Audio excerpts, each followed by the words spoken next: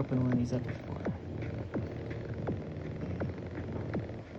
Ooh. Well, it looks like there's 2 chips here that I can talk to. Let's take a look and see what's on the other side. Okay, it looks like I'm gonna have to remember to put this post back. 2 AT-Tinies. There's the VCO and LFO. The LFO is on the right, the VCO is on the left. Figure out which one I need to flash. So that means the LFO, flipping this over, is on the left. Is on the right. LFO, VCO. Ah, well that's the answer then. I don't think I'm smart enough to go through this process over and over again consistently. So I'm gonna mark it. Not ideal, but VCO is on the right here to get programmed. I'm already able to burn the bootloader and load the VCO code. Okay, I plug the whole thing in, and once you power it up, it actually starts making noise. So I decided to progress through some notes. I don't really like the scale it's in, so that's what this code is going to do. It's just going to change the scale to the C minor natural. It's supposed to be major chords.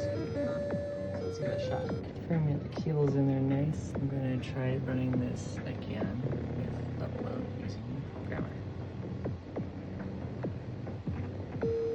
Hooked up as an AVR.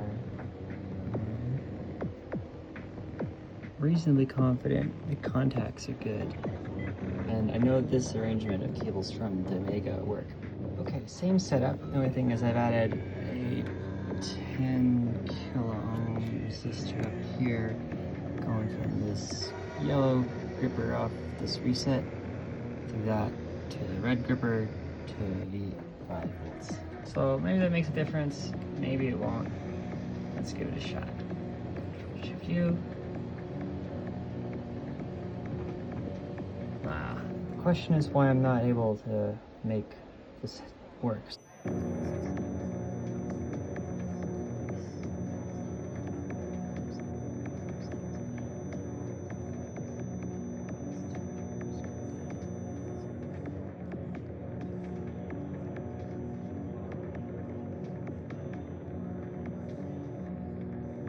about 4 a.m. I'm gonna break out the soldering iron, deal with a fun little problem. This jerk saws surface mount, so I have to solder in headers. It eliminates the connection issue. I learned that apparently the potentiometers do matter for flashing. I just had the opposite way. Putting into boot mode requires it clockwise. I actually need to be counterclockwise. Stupid soldering tips. You just need an eraser. And it flashes. Alright, the takeaways are actually good connections.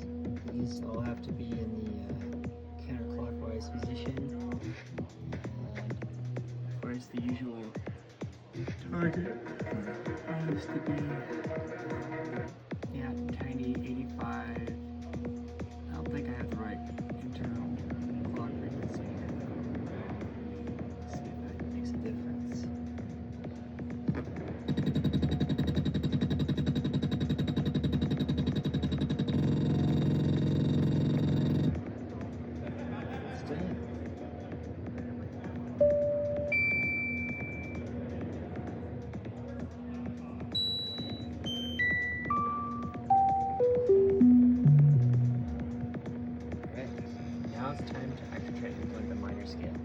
In the past, my perfectionist ass might have tried to do something using an oscilloscope. Here's my cat. So what I'm going to do instead is just use a little guitar tuner. Over here.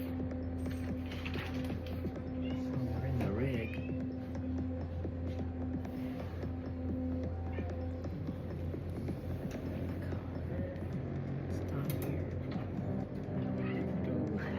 So, 9-volt battery, and this ought to do the trick.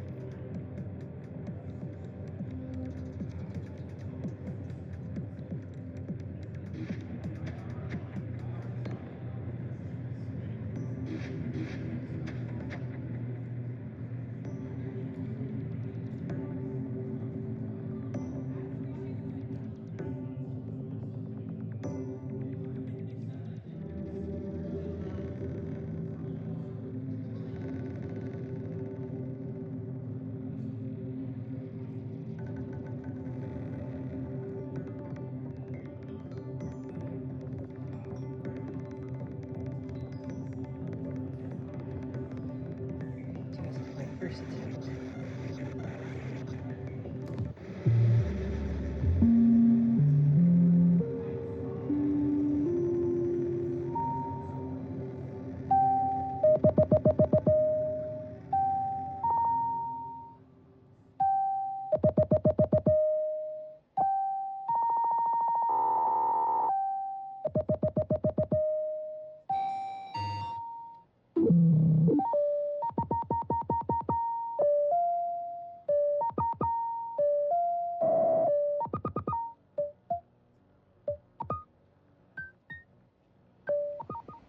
Major scale time.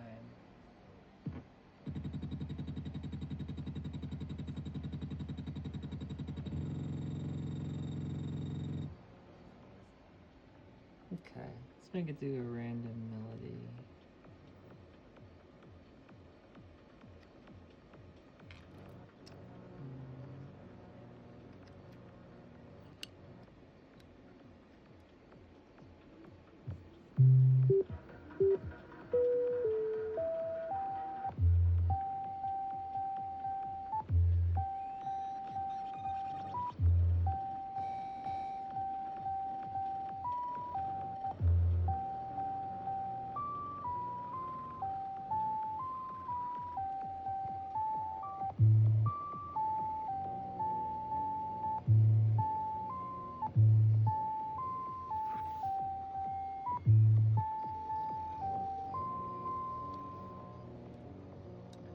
Experimental mode, where we don't have any key.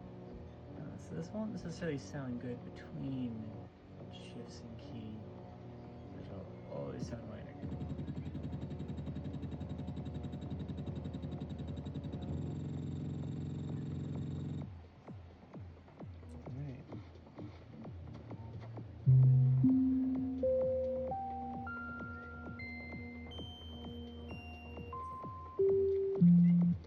Let's do a random melody. I don't actually think this is going to sound very good.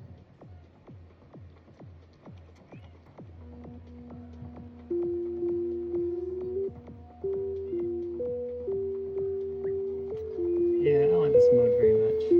So let's reprogram it. I like the alien mode I came up with. Just everything. Ready to go. Let's make sure all those cables on that debug port are ready. And I like this one.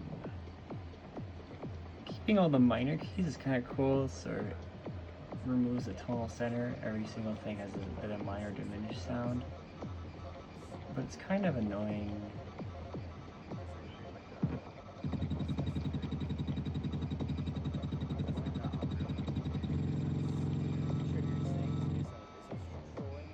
Firmware is done.